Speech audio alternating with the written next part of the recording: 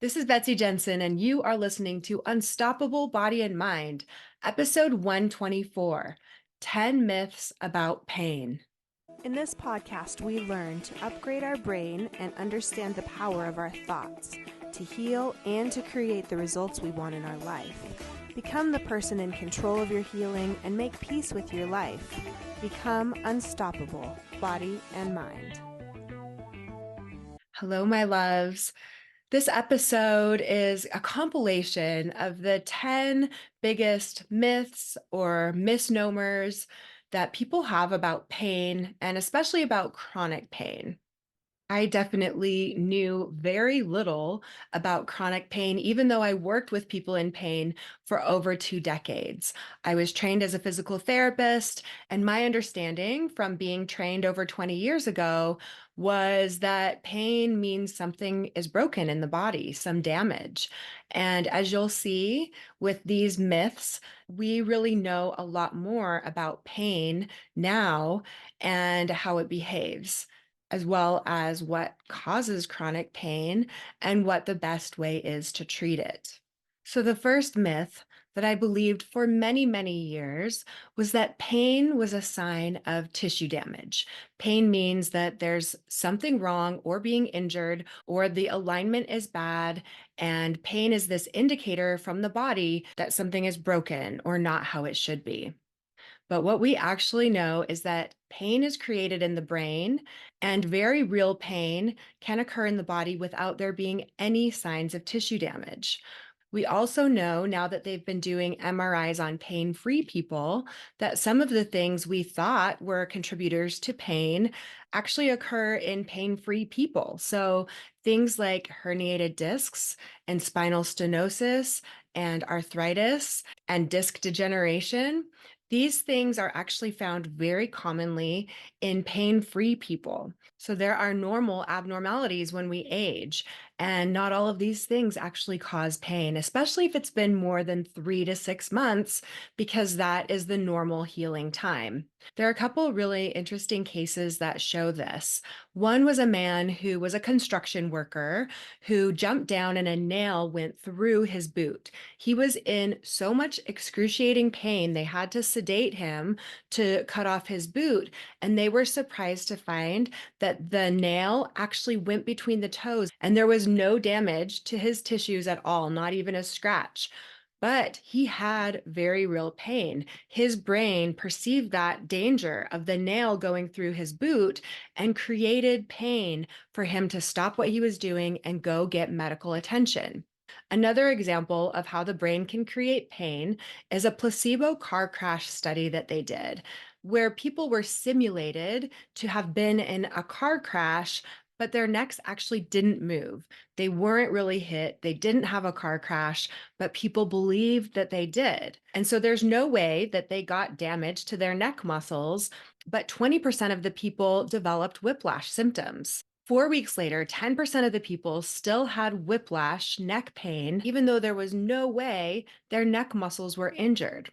What they found is those people had the most stress and emotional distress in their lives at the time of that study. So we know that when people are stressed, they're more likely to create pain based on the situation that they believe is happening, even though this experiment shows there's no way they actually had whiplash because they never had a car accident. I really believe that pain from tissue injury is the minority of the pain that we feel.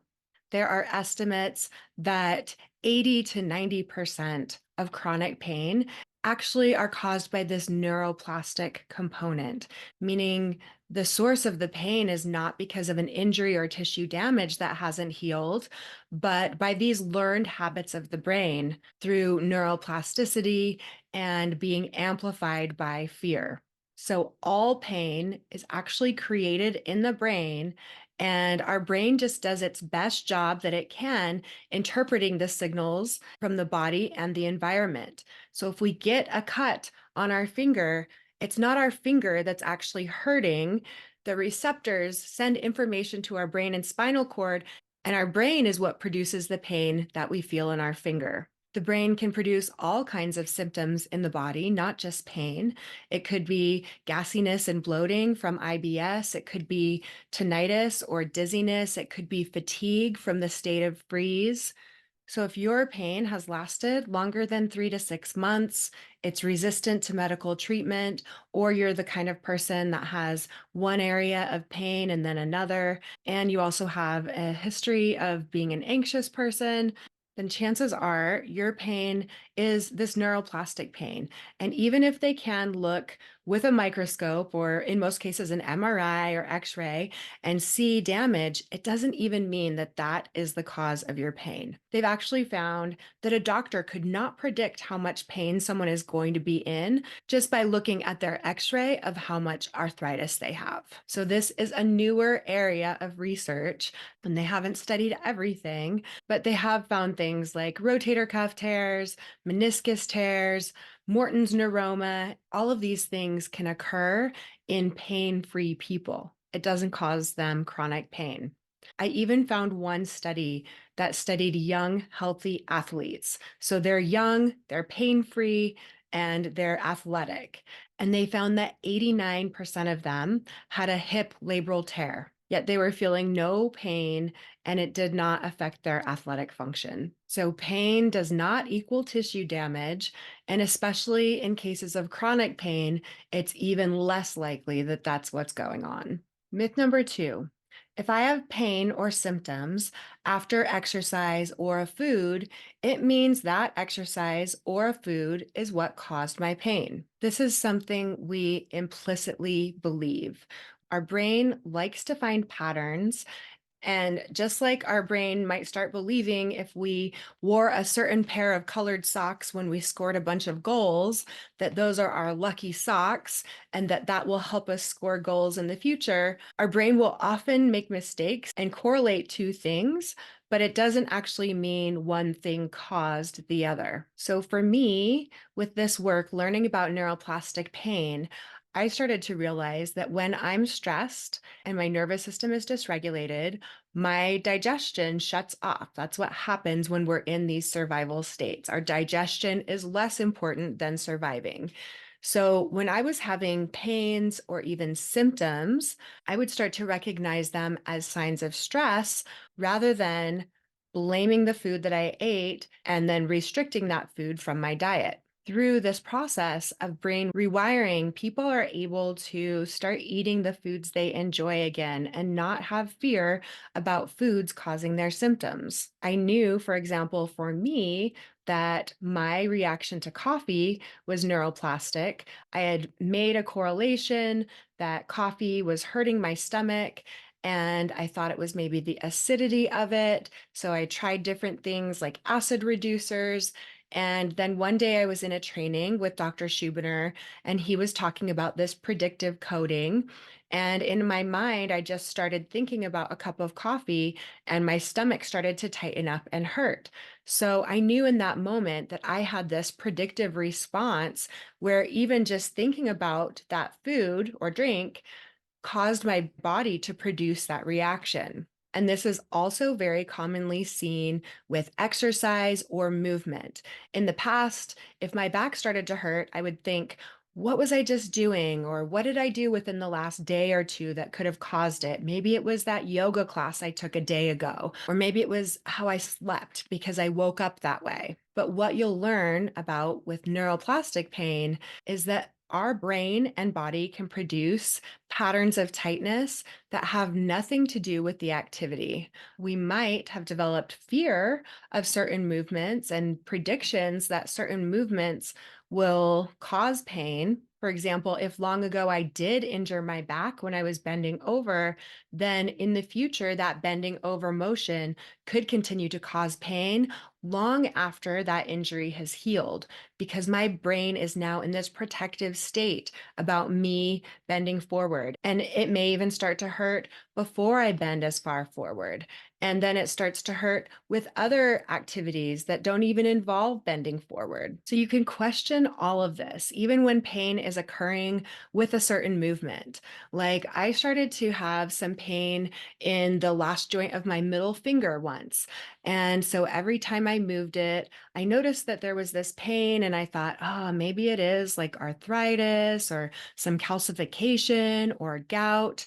And I noticed that the pain wasn't always there. So that's a sign that it is most likely neuroplastic. Sometimes I'd bend my finger and it would hurt, and other days it wouldn't. And then one day my finger was bugging me, and I also was having some jaw pain that had started on one side and went to the other. And I thought, I am just going to journal. And I did this rage on the page exercise. I did this free writing about all the things that I was mad about, or had emotions about, or felt sad about. And a lot of stuff came out that I wasn't really realizing was a big deal to me. And that pain in my finger totally went away, as well as the pain in my jaw. So pain with or after movement does not even mean that it was the movement that caused that pain. Myth number 3: the longer I've had pain means the longer it will take to heal. Now, this can be true to some degree. The longer you've had some neural pathways that have been wiring and firing together, the stronger those neural pathways become, and the longer it can take to rewire them. But it's also possible for people to change their beliefs, have a new insight, change the way they're relating to themselves or the pressure they're putting on themselves, and their pain can quickly go away. This is not to say that if your pain doesn't quickly go away, that you're doing it wrong or this won't work for you. Patience is very important with this process, so you don't have to rush things, but also know that you don't necessarily have to give yourself several years or decades of healing if you've been in pain for several years or decades. Myth number 4: I will have to relive traumatic experiences in order to heal from them. Once you learn about the role the nervous system plays in pain development, then you may start to think, oh, I have a lot of stuff to uncover. I have a lot of traumas to go over, and I'll have to go back year by year of my life and address all the traumas and go back through them in order to heal. And it doesn't really work that way. Most of the time with my clients, I don't have to actually go through and have them relive any of their experiences of abuse or trauma from their childhood. They just need to understand what happened and the survival states that their nervous system started to go into because of what was going on. Then, when they can identify those survival states going on now, they can rewire their brain from this present moment, teaching their nervous system that they're safe now. And that is like unwinding one string from a big clumped up ball of string that you can pull out and unwind and rewire. So we don't have to go back through searching for old experiences to try to find the traumas and relive them. We can use how the body is reacting now, the survival states that it's presenting with now, and rewire or neutralize those traumatic responses from years and years before. Number 5: if I don't have significant childhood trauma, then I shouldn't have chronic pain. You may have heard of the ACEs, the Adverse Childhood Experiences study. It's a study they did over several decades, showing that when people have traumatic events, adverse childhood experiences in their youth, that they are more likely to have health problems, especially autoimmune conditions and things like chronic pain when they're adults. But it doesn't mean that everyone who presents with neuroplastic pain has gone through significant childhood traumas.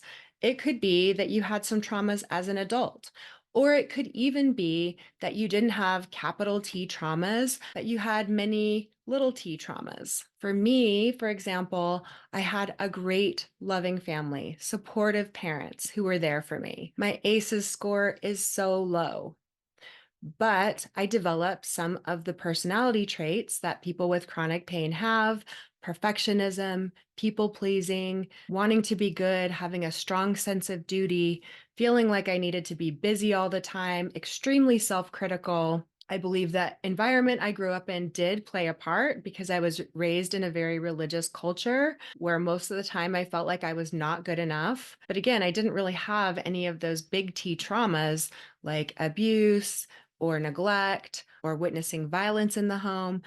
There was none of that. And many people that I've talked to feel the same way. Their childhoods were relatively uneventful, but maybe they moved once when they were a child, or they got bullied by someone in school. That is enough to put that nervous system on high alert and cause neuroplastic pain later in life. Myth number 6. If my pain is mind body, I need to have 100% belief before I can heal. Many people have been told many confusing things about their pain, and they might be new to this mind body approach. They're just learning about neuroplastic pain, and maybe some of it resonates, and they're not exactly sure that that's what's going on. Maybe they deep down still have a belief that something structural is going on and their doctor just hasn't found it yet. But they may have some evidence that they have at least some component of neuroplastic pain. And as they start to learn techniques to calm their nervous system, ways to react with less fear, and the personality traits that they can identify and change, they can start to decrease their neuroplastic pain even without that 100% belief. In fact, it's kind of rare that someone hears about this approach and believes 100% that this is them, that nothing structural is involved and it's 100% neuroplastic. Most people start with the belief that it's probably some of both. And then as they do this work, they can realize actually it was all neuroplastic and there's no actual need for these chronic pain conditions, and they can become chronic pain free. But even if you start with just a little bit of belief and then keep looking for evidence that your pain is behaving in more of a neuroplastic way, you can build that evidence you need as you go along. And you might just surprise yourself at how much your pain can change when you view it differently. For example, one of the hallmark signs of neuroplastic pain is that it comes and goes. And I did have one client that had pain that would come and go over different places of his back. But in one place in his back, he said the pain was constant, it was always there. After a couple months of doing this work, he actually noticed he was very distracted doing some projects and realized that pain in that part of his back was actually not there during that time he was distracted. And this is pain that he had believed was structural and was constant. So, just doing some of this work, calming his fear for the other areas of pain, helped him decrease pain in this area as well. Myth number 7. I have to be perfect at healing. Perfectionism is actually one of the personality traits that keeps chronic pain going. So many people who show up to this work with chronic pain have this perfectionistic attitude about healing, which actually slows down their healing progress. There's no 1 through 5 that you can just check all the boxes and do perfectly and know that that is exactly how you're going to heal. It's different for different people, and usually having a urgent, perfectionistic, overdoing kind of approach causes the process to take longer. For me, it was definitely a process of learning to do less and to rest more and to do more self-care and play than it was for me to take a bunch of actions like journaling and meditating and doing it a prescribed amount of time each day. In fact, it's not even the activity itself that causes healing or not. It's the emotion, the nervous system state that we're doing those activities from. For example, I might find that a restful, distracting activity that I like is watching a TV show, letting myself just veg out and relax and consider that some self care. But someone else may watch a TV show and in the back of their mind, they're thinking, I shouldn't be doing this. I have so much to do. Why am I just sitting here? I should be doing something else. I feel really lazy. This is dumb. So they're not going to have the same calming effect from watching TV as someone who believes that it's soothing and fine and a treat for them. Someone may believe that journaling is helpful to decrease their pain And so they're journaling with a lot of intensity and urgency and forcing themselves to do it twice a day and thinking the longer they do it, the better. But because they're coming from this state of urgency, they're actually still in the survival state of flight, trying to do more so that they can feel safe. So it's not as much what we're doing or not doing, but it's the state of the nervous system that we're in and the emotions that we're having that will determine what result we have. The main way to decrease neuroplastic pain is to decrease our fear and to be in the rest and repair state. So there's no such thing as being perfect at healing because there's no perfect checklist that's a one size fits all for what people need to do to heal. Myth number 8. If I have neuroplastic pain, it means that I'm weak. Some people are more likely to be sensitive and to express symptoms through their bodies. But everyone has mind-body conditions to some degree. You may be very nervous to speak in front of people and your stomach gets upset. People have even thrown up from feeling so nervous. That's just a normal physical way the body displays the emotions that are going on at the conscious or subconscious level. Blushing is another example that you may have something even subconsciously that triggers you to feel embarrassment. And then you have this change in your body that your face gets red and your cheeks get warm. Your mind and body are always working together, and having symptoms in your body just means that your nervous system got triggered. People with more sensitive nervous systems could be more easily triggered, but it doesn't mean they're weak. If anything, their mind body connection is strong.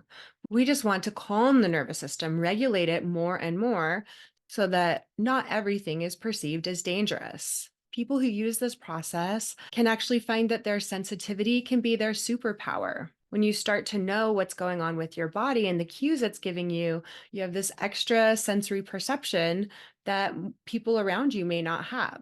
Thinking of yourself as weak or broken or fragile only increases the chance that you will have these mind body symptoms. And especially when you react with frustration, many people think, why me? I can look at other people who must have stressors in their life and they're not having these symptoms. But that kind of thinking only slows down your healing process. Chances are other people are struggling with things that we don't have any idea about. So comparing your level of sensitivity to someone else's is really not helpful and probably not accurate. Even after I resolved my chronic conditions, I've continued with coaching and I found myself saying something very similar with my ex. Our relationship has not been great, even after divorce. And I found myself saying, why me? Why do I have to have an ex husband? Is so unpleasant to deal with and keeps having these problems with me. And that's when I realized I sound so much like so many of my clients that are saying, why me? Why do I have to deal with this? I believe that we are on this earth to learn certain lessons in our lifetime.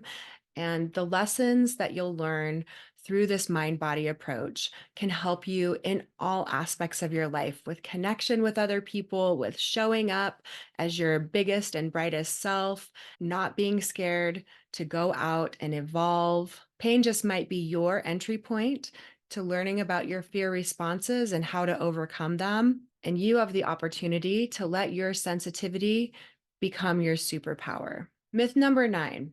If I've been doing the work and I still have pain, it means there are repressed emotions that I haven't yet found. This can be a tricky one. People start doing this work, start uncovering beliefs and emotions and changing them, but there's still pain. So then they get a little more urgent, frantically starting to examine and think and become perfectionistic and dig and try and find that missing piece that they think is somewhere in their past. And since we don't know what emotions we're repressing, they're subconscious, people might think there's some kind of subconscious emotion I just haven't found yet. I have to keep looking. But we know that chronic pain is not just from repressed emotions. It could be from the pain fear cycle. So if you have a lot of fear and anxiety, that can perpetuate your pain. So the way that you're responding to your pain could be what's keeping the pain going. And if you're catastrophizing about your pain, that could increase your brain's production of pain. Catastrophizing is saying things like, it'll never go away. And no matter what I do, it doesn't help. And I'm scared that I'll have this forever. And I'm scared it won't go away. Anytime you're catastrophizing, that's like turning the volume knob up on your pain.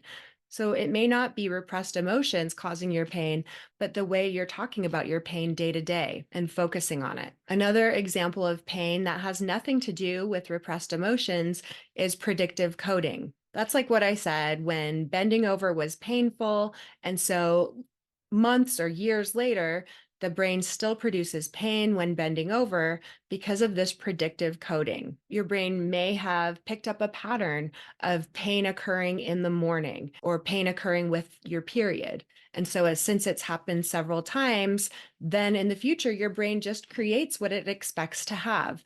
It predicts and creates that pain in the morning or with your period. You can have predictive coding with foods. I ate broccoli once during a stressful time and had a lot of stomach pains. And then my brain associated that pain with the broccoli. So for years, I was unable to eat raw broccoli without it causing pain.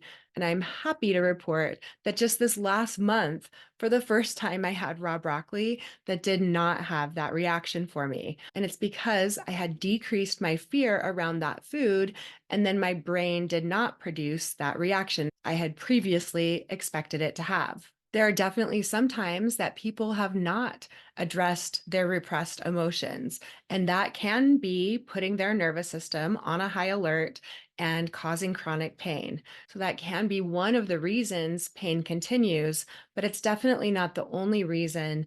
And often that searching for what is that missing emotion and that memory that I can't even remember tends to cause more anxiety and then more pain. And then myth number 10 is that the goal is to be totally regulated and pain-free. So we do use the term chronic pain-free. So I no longer have chronic pain. I don't have chronic IBS symptoms, but I am still a human. So when I'm growing and evolving and facing things that trigger my nervous system, I may still have some symptoms here and there. In fact, we want to have symptoms, right? We want to know if we put our hand on a hot stove that we'll have those sensors to tell us to pull our hand away.